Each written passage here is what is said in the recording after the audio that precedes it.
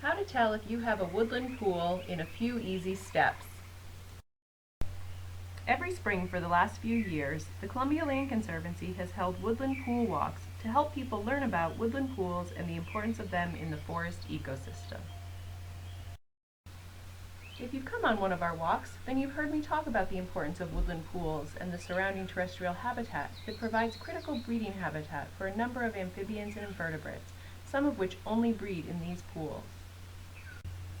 We often get calls from people wanting to know if they have a woodland pool on their property, so we created this short video to help you determine if you have a woodland pool and what some of the critters that might be using it are. Step 1. Is the body of water partially or wholly surrounded by woods? Step 2. Is there a stream flowing through the body of water? Are there any fish? One of the really important features of a vernal pool is the lack of water continually flowing in. So there's no stream, there's no inlet or outlet of water. They're considered isolated pools of water, even though, as this one here, you can see if I get around this tree, that in really high water, they might be connected. So there's one on this side, and then there's a little bit of a rise, and then there's one over here. But generally speaking, there's no flow of water. Step 3. Is it partially or completely dry by mid to late summer? The seasonal drying and lack of stream connection ensures that the pools don't support fish.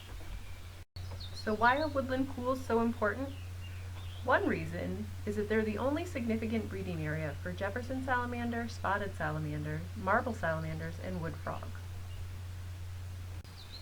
So now you're pretty sure you have a woodland pool on your property.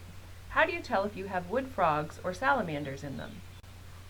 Wood frogs lay a gelatinous, fist-sized blob containing up to 1,500 individual eggs. The egg masses are attached to vegetation and woody stems in a sunny location. Numerous females can lay eggs in the same area, creating a mat-like appearance to the eggs. Spotted salamander egg masses consist of 30 to 250 individual eggs that is then surrounded by an additional gelatinous matrix. Here you can see the difference between the salamander eggs on the left with the additional jelly around them and the wood frog eggs on the right with individual eggs.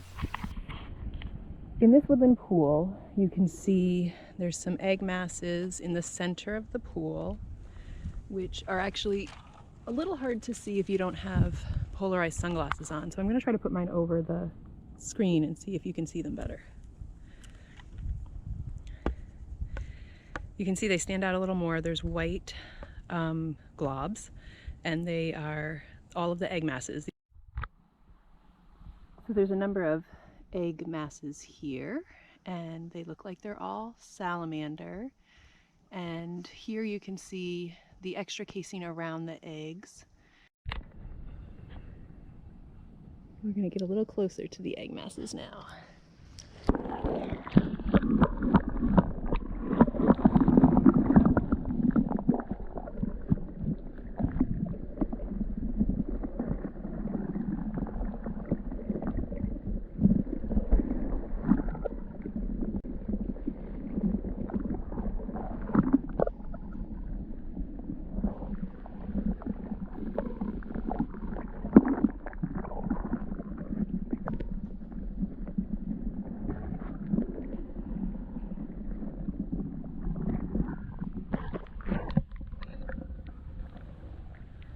Vernal pools are often referred to as the coral reef of the northeastern forest because of the amount of life that they sustain in this little body of water.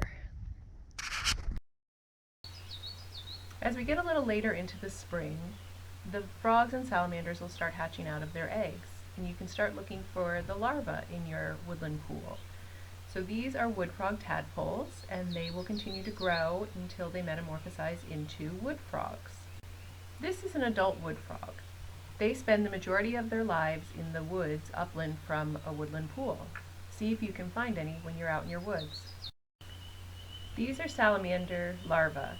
You can tell the difference between salamanders and frog larvae in that salamanders have external gills that you can see on the side of their heads. This is a yellow-spotted salamander. They're very common, but often not seen, as they live most of the time in the woods upland from the woodland pools. If you turn over logs or rocks, you might see some hiding underneath them, keeping cool and moist during the day. Even though woodland pools are often referred to as isolated wetlands, they are not so from an ecosystem perspective. In addition to being important breeding habitat, they are an important link in the forest food web. They also provide valuable services to human communities by contributing to groundwater recharge and floodwater retention. I hope this video helped to determine if you do have a woodland pool on your property. Make sure to visit it often, as things change quickly as it begins to dry. And make sure you note where it is on your property so you don't accidentally alter it during the dry season.